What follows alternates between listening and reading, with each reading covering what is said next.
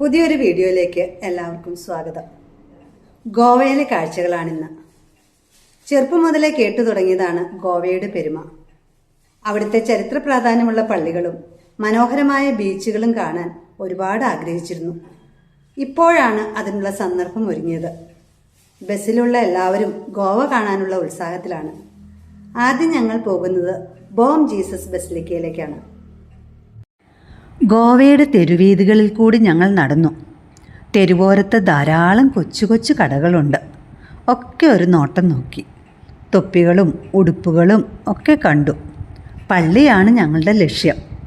ഒരു ഗേറ്റ് കടന്നു വേണം പള്ളിയുടെ അതിവിശാലതയിലേക്ക് പ്രവേശിക്കാൻ. പള്ളിയിലേക്കുള്ള വഴികളും നടുക്കുള്ള പുൽത്തകിടികളും ഒക്കെ കാണാൻ നല്ല ഭംഗിയുണ്ട്. വലിയ മരങ്ങളൊക്കെ വളർന്ന് പന്തലിച്ചു നിൽക്കുന്നുണ്ട്.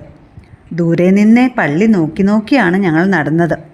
എന്തൊരു ഗാംഭീര്യമാണ് കാണാൻ. യുനെസ്കോയുടെ ലോക പൈതൃക പട്ടികയിലുള്ള ബോം ജീസസ് ബസിലിക്കയ്ക്ക് 400-ലധികം വർഷം പഴക്കമുണ്ട്. 1594 തുടങ്ങി 1605 ഇതിൻ്റെ പണി പൂർത്തിയായത്. 11 വർഷമെടുത്തു ഇത് പൂർത്തിയാകാൻ. ബോം ജീസസ് എന്നതിനർത്ഥം നല്ല യേശു എന്നാണ്.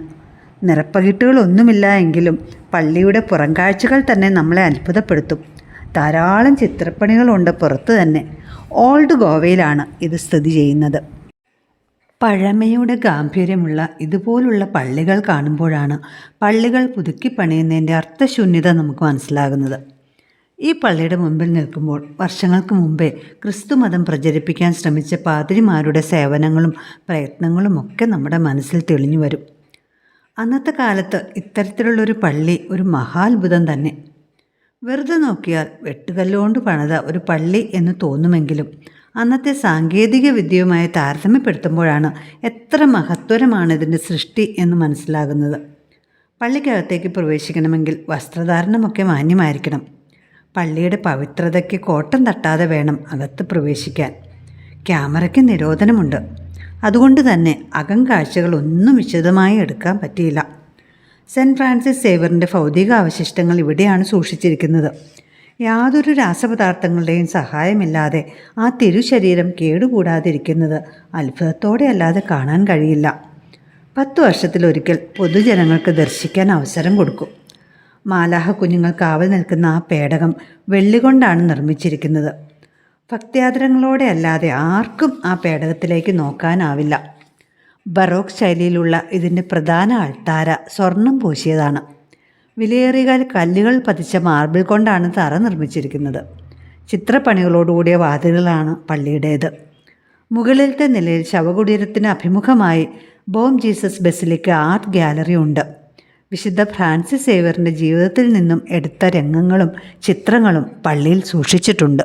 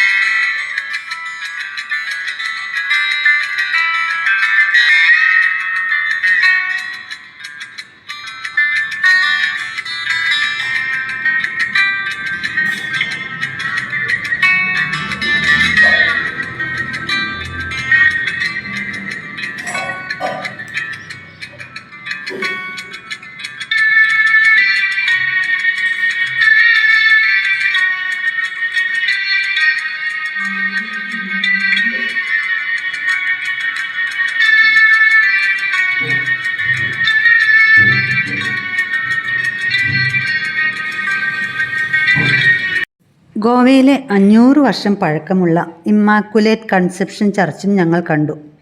സന്ദർശകർക്ക് അകത്തേക്ക് പ്രവേശനമില്ലാത്തതുകൊണ്ട് പുറത്തുനിന്ന് കണ്ട് ഞങ്ങൾ തൃപ്തിപ്പെട്ടു. പുറത്തുനിന്നുള്ള പള്ളിയുടെ കെട്ടും മട്ടും വളരെ ആകർഷണീയമായിരുന്നു.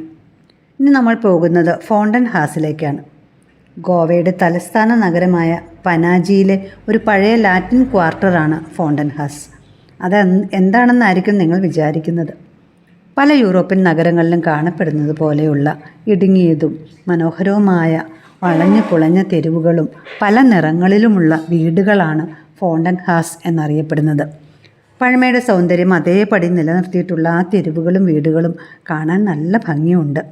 ചുവപ്പും പച്ചയും മഞ്ഞയും നീലയും ഒക്കെ ഇടകലർന്ന വീടുകളും ഇരുണ്ട മരവാതിലുകളുമൊക്കെ കാണുമ്പോൾ ഒരു വല്ലാത്ത അനുഭൂതി തോന്നും. മറ്റേതോ ലോകത്തിലെത്തിയതുപോലെ. ആകപ്പാടെ ഒരു നിറപ്പകിട്ട്. ഈ വീടുകൾ പോർച്ചുഗീസ് സ്വാധീനത്തെയാണ് പ്രതിനിധീകരിക്കുന്നത്.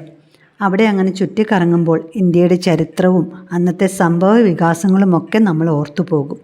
ഗോവയിൽ പോർച്ചുഗീസ് ഇപ്പോഴും പ്രധാന സംസാര ഭാഷയായിരിക്കുന്ന ഒരേ ഒരു പ്രദേശമാണിത്.